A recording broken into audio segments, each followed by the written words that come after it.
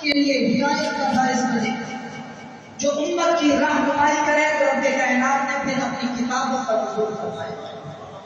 تو ہر زمانے کے اندر بھی رب کی کتابوں سے ہدایت لینے والے ہدایت لیتے رہے، اصلاح اپنی کرتے رہے، رب کے احکامات پر عمل کرتے رہے۔ اور دیکھیے رب کائنات نے جتنا بھی کتابیں اس کائنات عالم کے اندر بھیجی، قرآن پاک سے پہلے جتنی بھی کتابیں آئیں وہ کتابیں ایک دم نازل ہوئی، ایک جگہ پر نازل ہوئی اور جمع ہو کر نازل ہوئی۔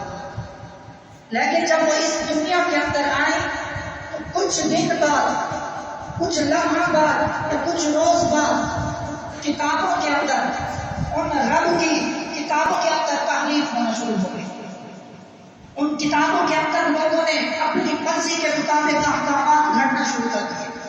لیکن قرآن پاک کی عظمت دیکھیے، قرآن ایک مرتبہ نہیں آیا، جمع ہو کر نہیں آیا، بلکہ بکھر بکھر کر آیا۔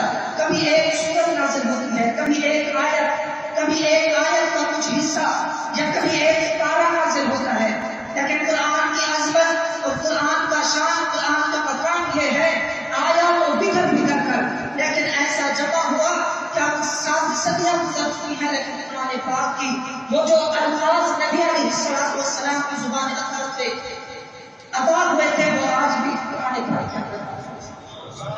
وجہ کیا ہے؟